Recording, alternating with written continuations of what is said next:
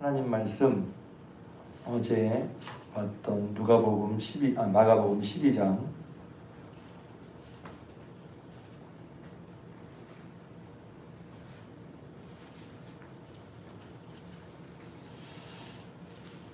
마가복음 12장 26절 27절 말씀 보겠습니다. 어제 이 본문 말씀으로 말씀을 증거했는데 딴 때보다 설교가 좀 길었지만 또 제가 이제 그 시간 관리 잘 못한 거죠. 제가 하고 싶은 말씀을 또 못한 것도 있어요.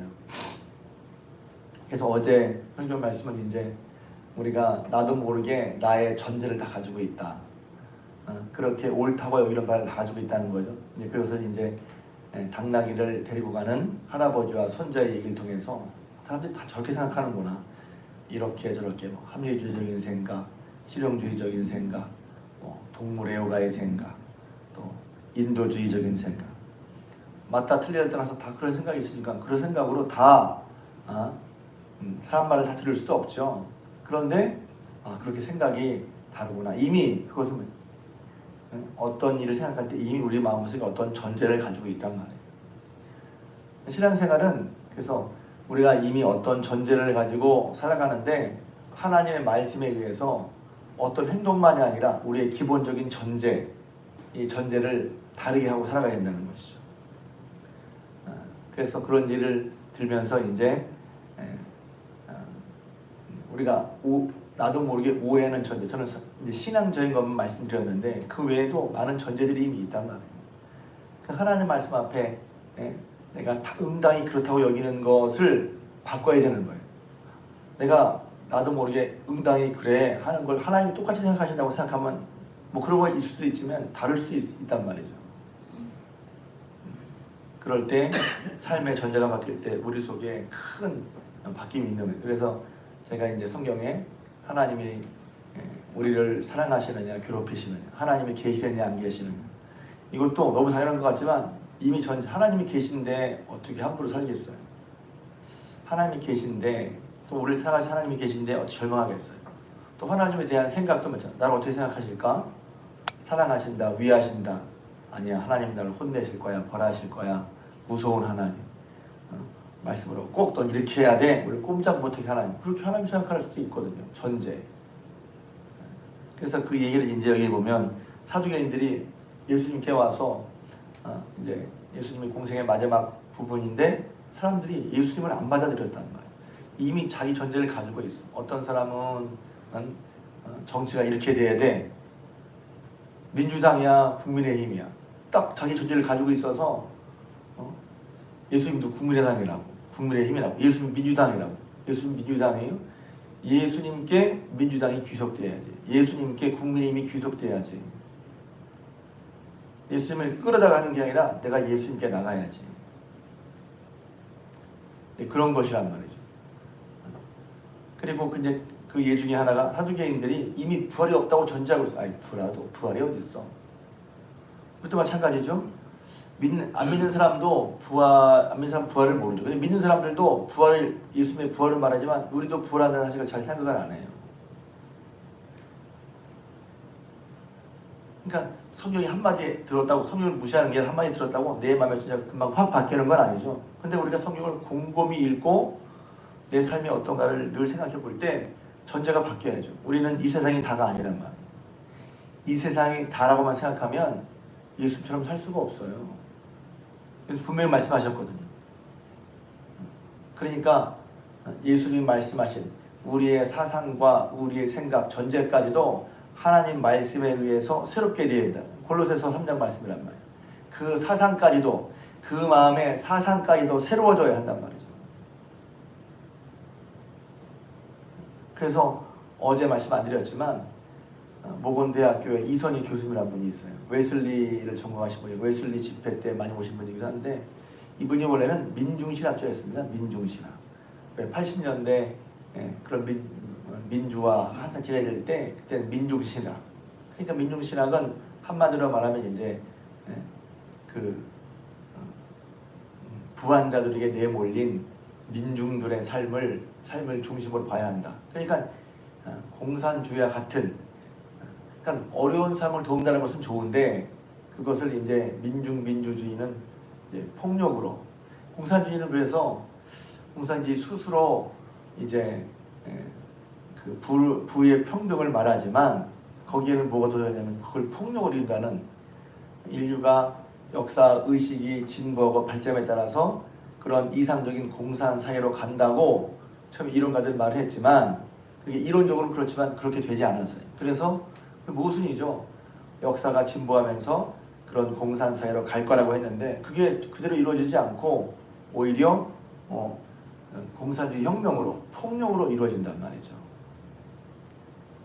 그럼 뭐든지 폭력으로 이루어지는 건 자연스러운 진보, 거기에 뭐가 짜이냐면 인간의 깊은 내면을 공산주의는 이해하지 못했어요. 공산주의가 기한 측면이 있죠. 이상적으로 이렇게 돼야 된다. 그런데 그런 이상을 따라갈 만한 사람의 심성이 안 되는 거죠. 예를 들면 좀 복잡한 얘기긴 한데 아무튼 그런 민주주의 신학자였어요. 그러다가 이분이 말합니다. 독일 유학 가서 하나님 만납니다.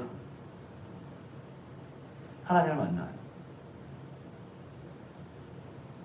제가 이분을 처음 알게 된 건 언제냐면 지금도 기억합니다. 80년대 90년대 후반이고 90년대 후반 2000년대 초에 그때는 이제 감리교회에서 여름만 되면 목회자, 사모, 또 평신도 집회가 있었습니다. 저 여주 기도원에서.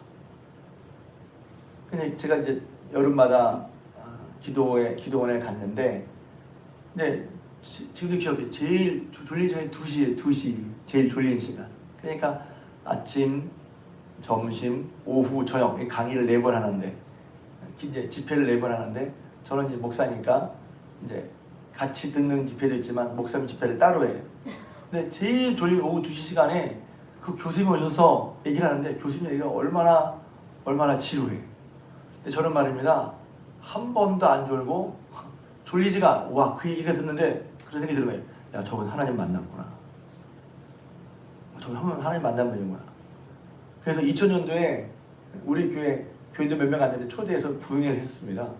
그래서 그분이 이제 교회 오셔서 예전에 중앙교회 부흥회 왔었는데 중앙교회가 얼마나 부흥했냐 물어보시고 막 집회 시간에 중앙교회가 부흥했다고 막 그렇게 얘기를 하셨는데 그런 일화가 있어요.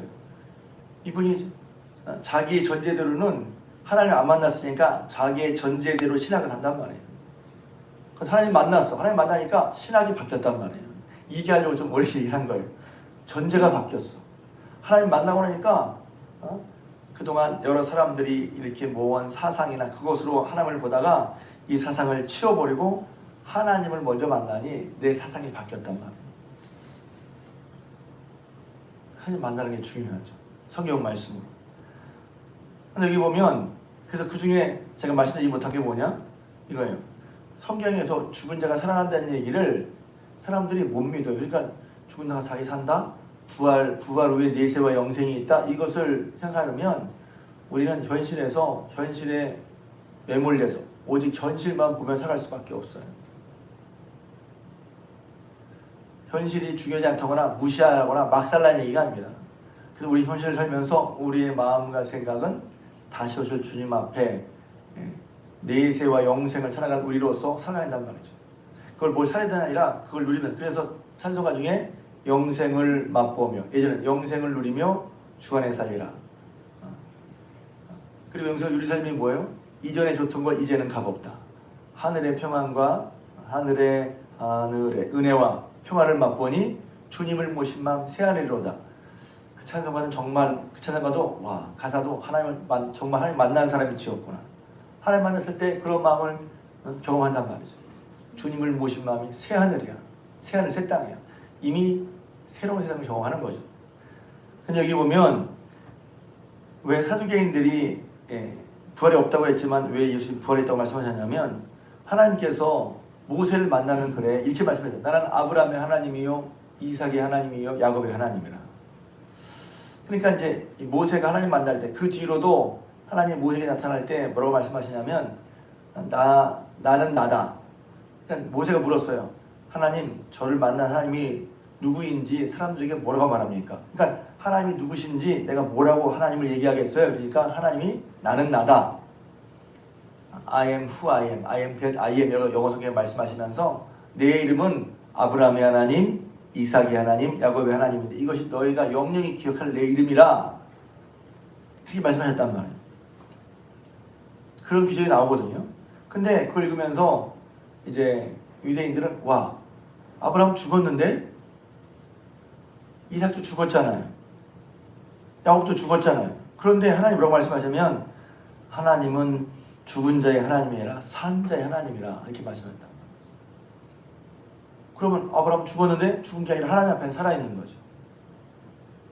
하나님께는 모든 사람이 살아있는 거예요. 우리 볼 때 죽은 사람, 산 사람이지만 하나님 볼 땐 모두 살아있는 사람이란 말이죠. 그런 하나님 앞에 우리의 생각, 우리는 한 번 났다 죽는 그것으로 끝나고 생각하지만 하나님 앞에는 누구나 다 살아있는 사람이란 말이죠. 하나님 앞에 살아있는 거예요. 그러니까 죽음은 끝이다? 죽음은 끝이 아닙니다. 그래서 죽음은 끝난다? 죽음은 끝이 아니에요. 어떤 사람들은 다 다르겠죠. 아우 죽음 또 뭐야? 사랑이 귀찮으니까 죽음은 끝이면 좋겠어요. 죽으면 아무것도. 그래서 다른 사람들은 죽음에 대해서 모르잖아요. 안 죽어봤으니까 모르잖아요. 죽음을 뭐라고 말하냐면 무라고 말해요. 죽으면 아무것도 아니야. 죽음을 무라고 말합니다. 죽음은 아무것도 아니야. 다 끝나는 거지. 뭐가 있어 죽은 뒤에. 그런데 성경을 보면 저도 안 죽었으니까 모르죠. 근데 하나님을 믿고 하나님의 말씀을 믿고 하나님 말씀대로 대응을 믿으니까 하나님 말씀을 보면 죽음은 끝이 아니야. 죽는 게 끝이 아니야. 오히려 어떤 면에서 우리가 경험 못했지만 죽은 다음에 진짜일 수도 있어요. 현실을 무시하거나 막살난 얘기가 합니다. 죽은 다음에 진짜 시작이면 어떡할 거예요? 그러면 생각이 달라지죠. 왜? 여기서는 그렇더라도 하나님 앞에서 잘 사는 게 여기서는 죄송합니다. 장로님은 백수 더 하셔야 되는데 길어야 100살 그럼 장로님 얼마 안 남았잖아요. 그러니까 길어야 120이야 이렇게 해야지. 근데 하나님 앞에서는 얼마죠? 100년? 1000년? 만년? 1000년 만년이라는 게 잘 우리 감으로 안 오잖아요. 그리고 나이 드신 분들은 아유 하루가 금방 가고 일주일이 금방 1년도 금방 가. 맞아 1년도 금방 갔어요. 지금 이제. 그런데 하나님 앞에선 1000년? 만년? 그게 아니라 영생이 있다는 거예요. 영생이 있다는 거예요. 그러면 살아갈 때 매일매일 사느라고 죄송합니다. 목고문이 포도청이라고 사는 게 중요한데 여기 살면 정말 치열해. 그런데 여기 살면 100년, 120년이에요. 만약에 영생이 있다면 성경은 영생을 말하고 있잖아요.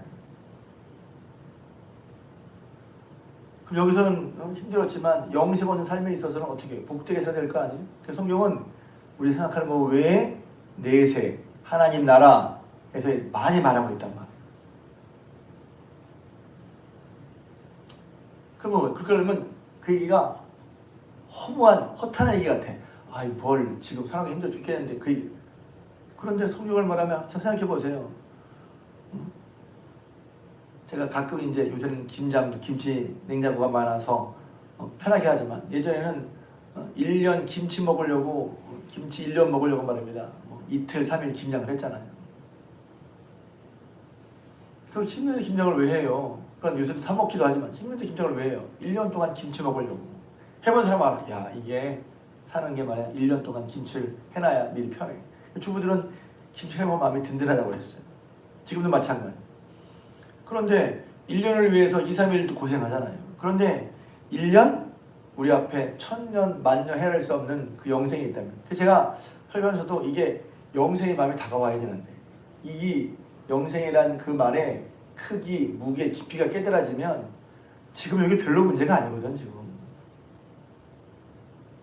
지금 사는 게 매일매일 사는 게 우리는 순간 확 때문에 훅 했다가 다 끝나서 했다가 그게 별게 아니거든 사실은.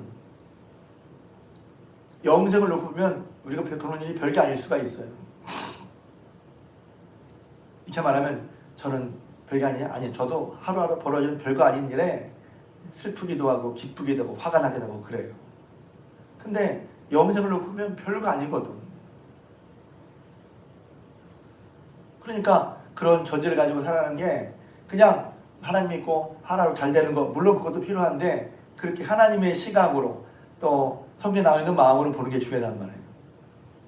그럼 다시 하나님 앞에 서서 내 삶을 또 돌아봐야 되는 거예요. 제가 삶을 돌아봐야 되는데 내 식으로 내 인간의 사고방식으로 나를 돌아보는 것은 별 답이 안 나와요. 하나님의 시각으로, 성경의 시각으로 나의 존재를 내려놓고 시각을 볼 때 우리가 다르게 볼 수 있는 거예요. 그럴 때 내 삶이 달라지는 거예요. 아니면 우리는 우리 식으로밖에 못 살아요. 우리 사는 게 뭐지? 요게 단지 알고 여기서 동동거리면 산단 말이에요. 그리고 이게 해결이 안 되면 마치 실패한 거죠. 이게 해결이 되면 신앙에 소용없는 것처럼. 아니죠. 그러니까 이렇게 말하면 신앙에 여러 가지 측면이 있는 거예요. 신앙에 여러 가지 측면이 있는 거예요. 때로는 믿기 때문에 우리 현실의 문제를 해결하는 거 중요하죠. 근데 한편으로는 우리 현실의 문제가 해결 안 되더라도 그 믿음을 버려요? 현실은 그렇지만 영생은 그렇지 않은데? 이 말은 믿음으로서 현실의 문제를 해결하는 게 별로 중요하지 않다거나 무시된다 이런 말은 아니에요. 저도 현실의 문제를 믿음으로 해결하길 바라요. 그게 현실의 문제는 세 가지거든요. 가난한 거, 경제적인 문제, 병든 거, 육신의 문제, 눌린 거, 이해관계의 문제. 예수님 그걸 해결해 주려고 오셨어요.